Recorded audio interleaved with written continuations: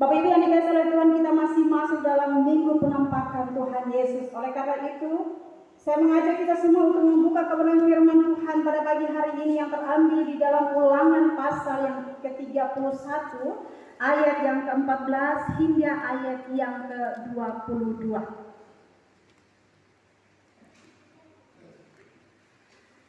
Ulangan pasal yang ke-31 ayat yang ke-14 hingga ayat yang ke-22. Kalau kita sudah menemukannya untuk menghormati firman Tuhan, saya mengundang kita untuk bangkit berdiri. Kita akan membaca kebenaran firman Tuhan ini dengan berbalas-balasan hingga pada ayat yang ke-22 kita akan bersama-sama dengan perikop pendahuluan nyanyian Musa. Kemudian berfirmanlah Tuhan kepada Musa, sesungguhnya sudah dekat waktunya bahwa engkau akan mati. Maka panggillah Yosua dan berdirilah bersama-sama dengan dia dalam kemah pertemuan, supaya aku memberi perintah kepadanya. Lalu pergilah Musa dan Yosua berdiri di dalam kemah pertemuan.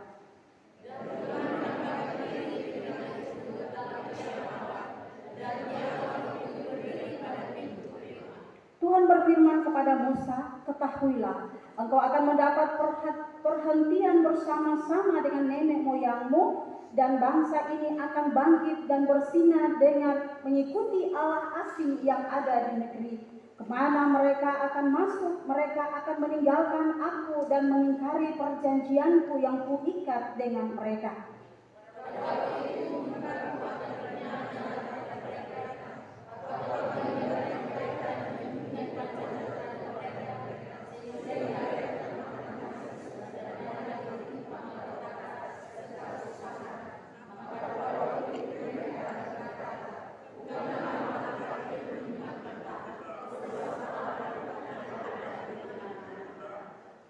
Tetapi aku akan menyembunyikan wajahku sama sekali pada waktu itu, karena segala kejahatan yang telah dilakukan mereka, yakni mereka telah berpaling kepada Allah lain.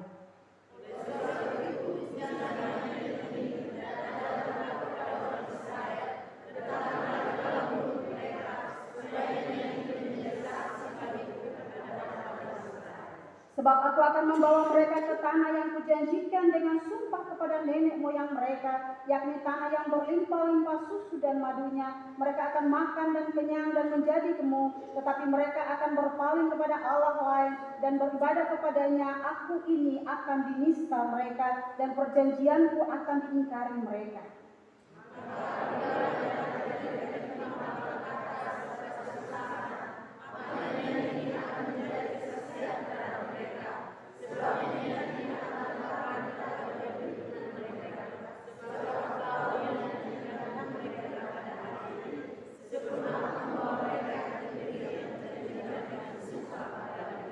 Kita bersama-sama. Maka Musa menuliskan nyanyian ini dan mengajarkannya kepada orang Israel. Amin. Silakan duduk kembali.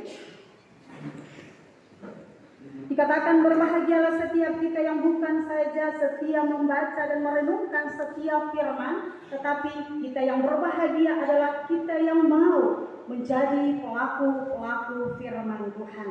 Bapak Ibu saudara yang terkasih, saya mengambil satu tema untuk kita belajar bersama tentang firman Tuhan pada pagi hari ini, meresponi penampakan Yesus. Sebelumnya saya mengucapkan selamat datang kepada GWI Kalvari Soen yang hari ini bergabung dengan kami. Menjadi satu sukacita terbesar bagi kami bisa mengisi pujian bersama kami dan hadir beribadat bersama kami. Tuhan Yesus memberkati.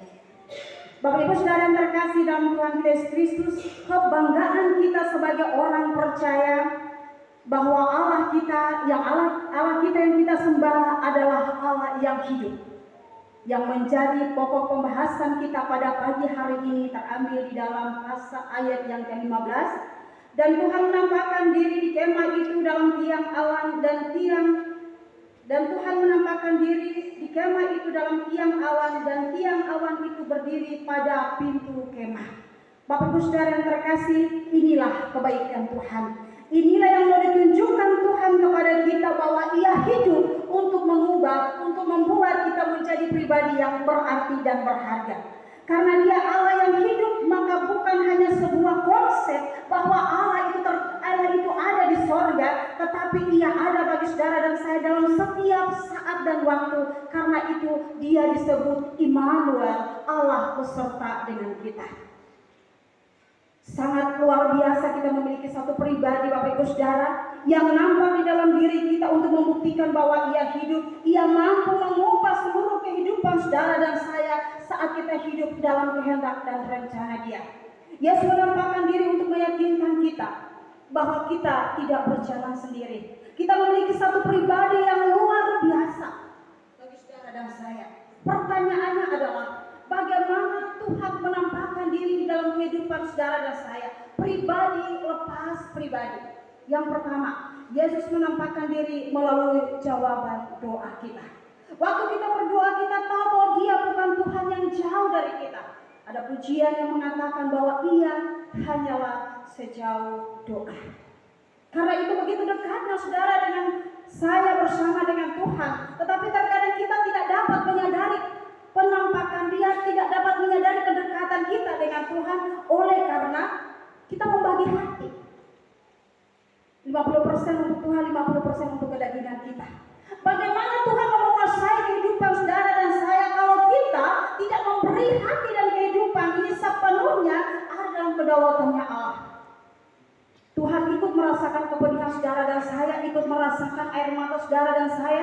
Karena itu firman Tuhan katakan bahwa orang yang menabur dengan bercucuran air mata akan kembali dengan bersorak-sorak. Itu janji Tuhan, memperhitungkan setiap penderitaan saudara dan saya, memperhitungkan setiap air mata saudara dan saya. Saya membagi sebuah cerita Bapak Ibu Saudara saat saya masih kuliah di Setia Aras Ahmad di Jakarta. Kami punya seorang teman laki-laki yang waktu itu dia pergi pelayanan. Ini bicara tentang doa. Dia pergi pelayanan dan di atas bis dia duduk dan di samping dia itu adalah seorang gadis yang begitu cantik. Dia salah tingkah dan tanpa pikir panjang dia menutup mata dengan penuh keyakinan. Namanya anak teologi ini di mana-mana maunya berdoa. Apalagi dalam keadaan suasana hati yang lagi senang, hati yang lagi gembira, tanpa dia berpikir panjang dia berdoa. Dia bilang begini, Tuhan, jadilah padaku hari ini seperti apa yang Kukehendaki. Tetapkanlah gadis ini di sampingku sampai dia menjadi milikku. Itu dalam doa dia dan sambil menutup mata. Tapi Bapak Ibu Saudara, ceritanya berbeda saat dia membuka mata. Ternyata sudah ada nenek yang di samping dia. Spontan ya, spontan hati yang gembira menjadi kecewa. Tetapi dia tetap berdoa. Dia tetap menutup mata dan berdoa. Dia berdoa seperti ini. Tuhan, jadilah kehendak-Mu hari ini. Dan jauhkanlah daripadaku penggoda pencobaan dengan menjauhkan ini dariku. Amin. Bapak Ibu Saudara terkasih, kadang kita seperti laki-laki ini. Kadang kita seperti orang ini. Saat suasana hati kita lagi senang, saat kehidupan kita dalam zona nyaman, saat kita menikmati sukacita, saat kita berkelimpahan berkat dan kesehatan dan kekuatan, yang maunya kita adalah ini yang dikehendaki. Ucapan syukur yang berlimpah tidak pernah henti untuk kita naikkan kepada Tuhan dengan segala pengharapan bahwa ini yang aku mau Tuhan. Kehidupan ini memberikan kenyamanan dan berlimpah ruah bagi kehidupan saya dan keluarga. Tetapi bagaimana Bapak Ibu Saudara kalau terkadang keadaan itu berbalik 100 derajat. Seperti dunia ini terbalik bagi saudara dan saya. Seperti dunia ini kejam bagi saudara dan saya. Yang memberikan kehampaan, kepedihan, kehancuran bagi saudara dan saya. Rasanya tertampar baru bangun tidur. Mengalami satu masalah goncangan hidup yang berat. Apakah kita mampu tetap bersyukur dalam setiap doa saudara dan saya? Bapak Saudara terkasih, banyak orang mengambil satu keputusan yang pintas oleh karena tidak menduga pada satu persoalan. Tetapi firman Tuhan hari ini mengajarkan kepada kita bahwa Allah berkenan saudara dan saya. Yang Tuhan mau adalah hatimu sepenuhnya untuk Tuhan agar Dia bertindak bagi saudara dan saya. Mengucap syukur di tengah-tengah tantangan, mengucap syukur di tengah-tengah badai adalah kekuatan saudara dan saya. Tetapi menjadi orang yang lemah akan menjadi kelemahan bagi saudara dan saya. Bapak Ibu saudara yang terkasih, ada seorang gadis waktu dia hamil dan melawan laki-laki itu tidak bertanggung jawab. Dia mengambil satu keputusan dengan usia kandung yang 8 bulan, yang secara medis anak itu sudah terbentuk dengan sempurna. Tinggal tunggu 1 bulan lebih, ia akan melahirkan. Tetapi ia mengambil satu keputusan untuk menggugurkan anak itu, menghilangkan anak itu. Oleh karena apa? Tekanan batin, oleh karena depresi, oleh karena masalah pada dia. Waktu dia berjalan menuju rumah aborsi, seorang ibu yang tidak sama sekali dia kenal memegang tangan dia dengan menyebut 3 nama. Dalam nama Bapa, Putra, dan Roh Kudus. Dia tersentak. Dia mengatakan, siapa engkau? Mau apa engkau ada di hadapanku? Pergi. Saya tidak punya kepentingan apa-apa dengan engkau. Tetapi ibu ini dengan tenang mengatakan, walaupun semua orang di dunia membencimu, menolakmu, satu pribadi mempedulikanmu. Dia adalah Tuhan. Bapak Ibu saudara terkasih, perkataan itu menyentak hati dia. Dia bertanya, apakah Tuhan mau bertanggung jawab dengan saya? Apakah Tuhan memenuhi keperluan saya? Tuhan mau bertanggung jawab jamin saya? Tapi di tengah-tengah jalan itu dia mengambil satu keputusan untuk bertekuk lutut.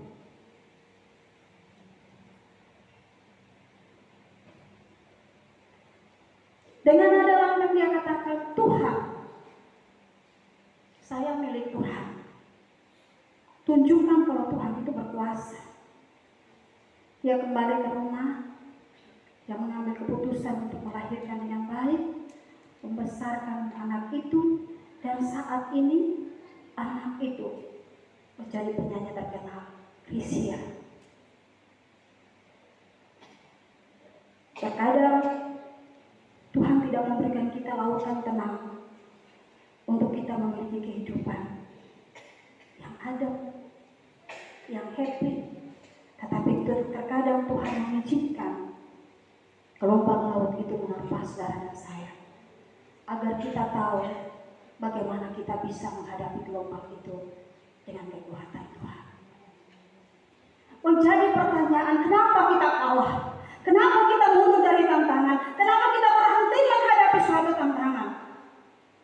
Jawabannya adalah kita tidak merasakan kehadiran Allah. Kita tidak merasakan bahwa Ia sementara menjawab setiap doa saudara dan saya. Ia sementara bekerja begitu luar biasa dan menyampaikan bahwa inilah doamu, inilah jawaban bagi engkau adalah. Bapak Ibu saudara terkasih, di dalam tekanan seperti apapun, bertekuklah, katakan kepada Tuhan, terima kasih. Memiliki pribadi yang tangguh, itulah keinginan Tuhan. Setiap doa yang kita naikkan tidak akan pernah kembali dengan sia-sia. Ada amin? Setiap doa yang kita naikkan kepada Tuhan, Tuhan akan kembalikan dengan hasil yang luar biasa. Yang Tuhan mau adalah kesetiaanmu dalam menanti jawaban itu. Sejauh mana? Terkadang seorang wanita memandang salib dan dia bertanya, sampai kapan salib ini tetap terus di atas pundak saya? Apakah saya sudah sampai di Yerusalem? Saya sudah melewati kota? Apakah saya sudah mau sampai di puncak gunung kemenangan, Golgota? Karena semakin memikul salib sendiri, saudara, semakin berat dan menekan. Seperti gambaran 5 orang yang memikul salib. Di antara 2 orang itu terus memotong salib itu karena berat salib itu. Salib penderitaan itu berat. Tetapi yang ketiganya bertahan kepada Tuhan untuk terus memikul salib itu. Pada saat mereka sampai kepada jurang yang begitu dalam dan panjang, ketiga orang ini menaruh salib itu sebagai jembatan untuk mereka melewati sampai kepada rumah Bapa. Tetapi yang kedua tertinggal oleh karena terus memotong salib ini agar beban ini terasa ringan. Terkadang kita maunya cepat, kita maunya instan, kita maunya tidak mau memikul salib, sehingga kita menunjukkan ego kita menunjukkan bisanya kita menunjukkan kepintarannya kita, apalagi kita di pihak yang benar dan tindas. Otomatis kita mempertahankan harga diri kita menunjukkan siapa kita sebenarnya. Tetapi firman Tuhan pagi hari ini mengatakan bahwa berdoalah.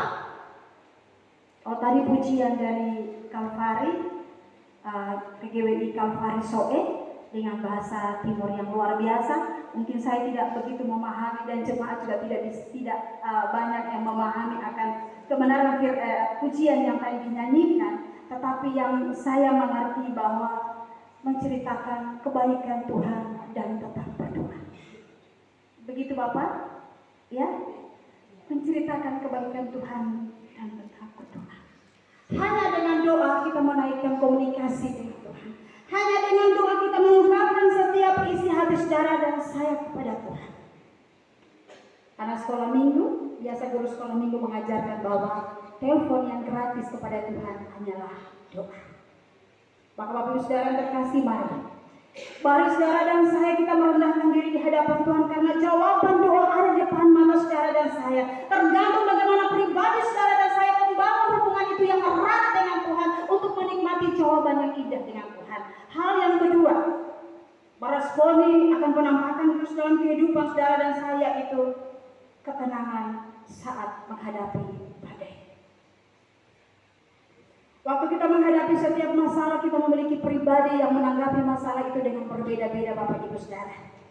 Ada yang meresponi dengan kekuatannya, ada yang meresponi dengan hukum, ada yang meresponi dengan kemauannya. Tetapi ada pribadi-pribadi yang menghadapi masalah itu dengan mengandalkan kuasanya Tuhan. Ketenangan yang kita rasakan Bapak Ibu Saudara akan memberikan kemenangan yang luar biasa. Oleh karena kita mengandalkan satu pribadi yang luar biasa yang hidup di dalam kehidupan saudara dan saya. Bukan jagonya kita, bukan kehebatan kita, bukan kepintaran kita, bukan egonya kita, tetapi tanggalkan semua itu supaya engkau menjadi pribadi yang tenang di hadapan Tuhan. Karena saat kita tenang, Ia Allah bertindak bagi saudara dan saya.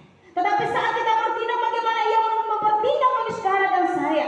Pemasmur mengatakan, Ia akan memunculkan kebenaranmu seperti siang dan hakmu seperti terang. Tetapi Ia membutuhkan pribadi yang tenang bersama dengan Tuhan. Banyak orang mungkin bertanya, seperti apa kita tenang? Mengapa kita tenang? Mengapa kita bisa? Jawabannya hanya satu. Bertekuk lutut di hadapan Tuhan. Berserah diri secara total. Bapak Ibu Saudara terkasih, kehidupan yang tenang akan dihambat, akan digoncang oleh berbagai hal yang membuat kita menjadi galau. Tetapi saat kita mengambil satu komitmen, Tuhan, saya tidak mau tahu dengan masalah ini, karena masalah ini adalah urusan Tuhan. Yang saya tahu adalah kedamaian, ketenangan itu menjadi milik saya. Maka itu yang akan terjadi dalam kehidupan saudara dan saya. Bagaimana terjadi jika kita tidak meminta ketenangan itu kepada Tuhan? Bapak Ibu Saudara yang terkasih, menghadapi badai tidak enak, menghadapi masalah tidak enak, menguras pikiran kita, menguras tenaga kita, menguras air mata kita. Tetapi di situ Tuhan mau melihat sejauh mana engkau mengandalkan Tuhan dalam ketenangan batin bersama dengan Tuhan. Maka kemenangan yang Tuhan janjikan menjadi milik saudara dan saya. Yang ketiga, suara Roh Kudus yang memberi bimbingan buat kita di masa-masa yang sukar. Masa yang mencekam, masa yang membingungkan, masa yang datang silih berganti dalam kehidupan saudara dan saya. Roh Kudus akan membimbing kita untuk mendapatkan satu kehidupan yang nyaman. Karena apa? Dia hidup dan berkuasa dalam kehidupan saudara dan saya. Saat Tuhan Yesus naik ke surga, Dia katakan bahwa Dia akan mengirim seorang penolong, seorang penghibur, dan itu adalah Roh Kudus yang menguatkan saudara dan saya. Pertanyaannya adalah, kekecewaan. Kenapa kita tidak merasakan kehadiran Roh Kudus? Oleh karena kedagingan saudara dan saya, kemauan kita, keegoan kita menjadi hal yang utama dalam kehidupan saudara dan saya. Sehingga kita tidak merasakan bimbingan, tuntunan daripada Roh Kudus menolong, menghibur saudara dan saya di saat kita dalam tekanan masalah. Inilah Roh Kudus yang akan membimbing saudara dan saya. Bukalah hati kita. Izinkanlah Dia berkata, izinkan Dia menguasai kehidupan saudara dan saya agar kita dapat melihat kebesaran Tuhan di dalam kehidupan kita. Yang keempat, di masa sukar kita tetap tegak berdiri. Tuhan bilang Dia tidak akan membiarkan kita sampai jatuh tergeletak. Berarti Dia menjanjikan tangan yang kuat untuk mengangkat saudara dan saya. Dia menjanjikan otot yang kuat untuk mengangkat saudara dan saya saat kita terjatuh. Bapak Ibu saudara yang terkasih, menjadi pribadi yang tegak berdiri di tengah masalah bukanlah hal yang mudah, bukanlah hal yang gampang. Karena badai yang datang bertubi-tubi akan membuat kita goyah atau tidak, apalagi sudah dicampur dengan hal keluarga, hal teman dan sebagainya. Kita merasa menjadi pribadi yang tertodong dalam segala hal. Tetapi di saat kita bersama dengan Tuhan, kita akan tegak berdiri. Kita akan menjadi seorang pemenang yang luar biasa. Yang perlu kita lakukan untuk meresponi panggilan Tuhan dalam kehidupan saudara dan saya, untuk merasakan berbagai hal yang seperti tadi saya katakan, yang pertama adalah harus tetap setia dalam segala keadaan. Kita setia kepada manusia pasti dikhianati. Kita setia kepada manusia pasti disakiti. Tetapi kalau setia kepada Tuhan, tidak ada yang disakiti. Kesempurnaan hanya terletak pada kesetiaan kepada Tuhan. Sejauh mana kita bertahan dalam gelombang kehidupan untuk tetap setia kepada Tuhan dalam suka ataupun duka. Karena Ia Allah yang berjanji menopang saudara dan saya. Lalu kenapa kita goyah? Lalu kenapa kita bimbang? Yesus melalui bilang apa? Janjinya seperti fajar pagi yang tidak terlambat bersinar. Begitu kasih Tuhan luar biasa bagi saudara dan saya, tidak terlambat Bapak Ibu saudara, tidak terlambat sedetik. Pertolongan Tuhan itu nyata bagi saudara dan saya. Yang Tuhan butuh adalah kesetiaanmu dalam mengiring Tuhan. Memang dikatakan bahwa mengiring Tuhan itu susah. Bagaimana saya setia sedangkan masalah begitu banyak, ekonomi begitu banyak, begitu melemahkan, keluarga begitu membuat hancur. Tetapi Tuhan mau engkau setia. Setia itu tidak gampang, Bapak Ibu saudara. Tidak gampang. Apalagi di dalam mengiring Tuhan Yesus. Terkadang Tuhan bilang Dia adalah Allah yang cemburu. Kenapa? Dia menggoyahkan kesetiaan kita pada seseorang. Karena kita mengistimewakan orang lain. Kita mengistimewakan suami kita, kita mengistimewakan istri kita, kita mengistimewakan anak kita. Maka Tuhan, akulah Allah yang cemburu. Karena Dia yang harus menjadi utama dalam kehidupan saudara dan saya. Suami, istri, anak adalah pilihan Tuhan dalam kehidupan saudara dan saya. Perlu kita syukuri iya, perlu kita jaga iya, perlu kita setia iya. Tetapi Tuhan mau Dia menjadi utama dalam kehidupan saudara dan saya. Maka semua itu akan diberkati secara luar biasa. Karena itu firman Tuhan bilang apa? Carilah dahulu kerajaan Allah dan kebenarannya, maka sisanya itu akan ditambahkan bagimu. Sisanya itu Bapak Ibu saudara terlalu banyak yang tidak kita pikirkan Tuhan sediakan, yang tidak kita lihat itu yang Tuhan nampakkan dalam kehidupan saudara dan saya. Tetapi yang Tuhan mau adalah setia kepada Tuhan. Yang kedua, harus mau untuk selalu disempurnakan. Mungkin pertanyaan Bapak Ibu saudara dan saya, bagaimana saya mau disempurnakan? Saya adalah manusia yang tidak sempurna. Oke, dalam ketidaksempurnaanmu itulah Allah bertindak untuk menyempurnakanmu menjadi memiliki karakter Kristus. Itu yang Tuhan mau. Tetapi sejauh mana engkau menyerahkan kelemahanmu kepada Tuhan, atau engkau sedang menyalahkan kelemahanmu menjadi satu dosa saudara dan saya. Sarat mengatakan, dunia ini kejam Bapak Ibu Saudara, terlalu kejam. Tetapi bagi kita sebagai anak-anak Tuhan, kita tahu pada siapa kita meminta tuntunan Tuhan untuk semakin memahami rancangan-rancangan indahnya Tuhan dalam kehidupan saudara dan saya. Kalau kita masih ada hingga saat ini, sadarilah bahwa kita sedang diproses untuk menjadi seperti apa yang Tuhan mau. Yang Tuhan mau adalah totalitas kehidupan saudara dan saya diserahkan di dalam tangan Tuhan, bukan setengah-setengah. Karena terkadang kita bilang, oke, saya percaya, saya lahir dari keluarga Kristen, saya dididik dalam ajaran Kristen yang mendoakan saya, oke. Tetapi yang menentukan adalah sikapmu yang mau diubah Tuhan dalam setiap proses itu. Bertahan tidak, mau tidak diubah oleh Tuhan. Karena memiliki karakter Kristus itu tidak gampang Bapak Ibu Saudara. Dalam segala hal kita dihempas untuk menjadi seperti yang Tuhan mau. Misalnya kesabaranmu. Mampu tidak bersabar dalam gelombang kehidupan ini. Bapak Ibu Saudara yang terkasih, jangan sampai orang baru umum belum titik kita sudah sambung. Di mana kesabaran itu? Belum. Semua hal ini akan diubah menjadi karakter segambar dan serupa dengan Allah jikalau sebelumnya hidup ini kita kasih buat Tuhan, bukan setengah-setengah. Beta cuma manusia ibu, beta cuma punya mata, beta cuma punya hati. Enak sah. Oke. Pertanyaannya adalah, apakah itu penyerahan secara total? Apakah itu yang namanya mengizinkan Tuhan berproses dalam hidupmu? Tidak. Tidak. Karena apa? Yang Tuhan mau adalah terus berserah kepada Tuhan. Bapak Ibu Saudara terkasih, di dalam kehidupan kita ini ada banyak hal yang ingin kita tahu lebih lagi. Seperti apa maunya Tuhan, seperti apa kehendak Tuhan. Dan itu akan terus berproses dalam kehidupan saudara dan saya.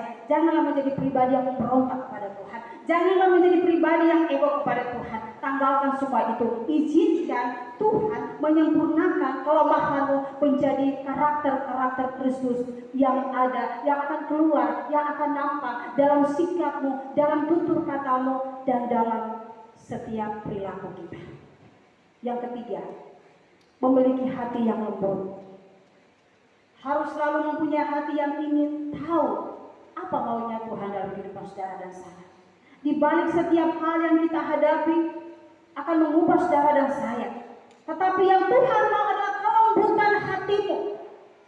Kelembutan hatimu yang Tuhan mau untuk bertata, untuk mengubah seluruh kehidupanmu. Amsal mengatakan, karena dari hati terpancar kehidupan. Kita tidak bisa menipu diri Bapak Ibu Saudara. Kalau kita lagi masalah, kita lagi menangis, lalu kita tiba-tiba kita tertawa dengan senyumnya. Pasti ada yang keluar dari raut wajah kita itu yang menandakan bahwa kita dalam masalah. Tetapi orang yang mampu bersyukur di tengah masalah, dia mampu menciptakan suasana sukacita di tengah-tengah badai. Yang Tuhan mau adalah hati kita. Hati yang lembut untuk dikendalikan oleh Tuhan. Firman Tuhan katakan bahwa berbahagialah orang yang lemah lembut karena mereka akan memiliki bumi. Mengapa? Mengapa kelembutan hati bisa menjadi jawaban untuk memiliki seluruh bumi ini? Karena bumi ini kuncinya adalah di dalam Tuhan. Siapa yang mengandalkan Tuhan, siapa yang bersandar kepada Tuhan, siapa yang memiliki kehidupan yang erat dengan Tuhan, dia memegang kunci dunia ini. Lalu saudara yang terkasih, kembali kepada hati saudara dan saya. Apakah kita sudah menjadi hati yang lemah lembut, mengasihi Tuhan? Karena kalau kita memiliki hati yang lemah lembut untuk mengasihi Tuhan, apalagi manusia, bahkan musuh sekalipun, kita akan mengasihi dengan memberkati dia. Karena apa? Hatimu telah diubah oleh Tuhan. Karena itu saya selalu mengatakan di depan mimbar ini, di atas mimbar ini bahwa bertemanlah dengan masalah, bersahabatlah dengan musuh. Karena itulah yang akan mengubah hati saudara dan saya. Dari panasnya, dari dendamnya, dari amarahnya, dari bencinya itu akan diubah Tuhan sedemikian rupa. Dia menjadi sahabat dekatku. Karena apa? Dia selalu ada dalam setiap doa kita. Yang keempat dan yang terakhir, harus memiliki semangat dalam melayani Tuhan. Karena Yesus di dalam kehidupan saudara dan saya adalah Yesus yang dahsyat. Dia berkuasa dalam kehidupan saudara dan saya. Bagaimana kita menjadi pribadi yang lemah, bagaimana kita menjadi pribadi yang tidak bersemangat di dalam melayani Tuhan. Pandanglah kehidupan saudara dan saya, apa sih yang bisa kita berikan bagi Tuhan?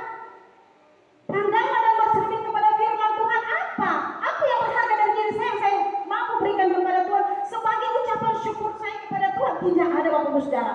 Semua yang kita miliki adalah anugerah Tuhan semata. Bagi saudara dan saya, kekayaan, harta, keluarga yang harmonis, kekayaan yang luar biasa, jabatan, kesehatan, kekuatan, semua itu adalah anugerah semata buat saudara dan saya. Yang Tuhan minta adalah hidupmu yang bersemangat melayani Tuhan. Kalau kehidupan kita dipenuhi dengan semangat, kelemahan kita akan menjadi kekuatan kita.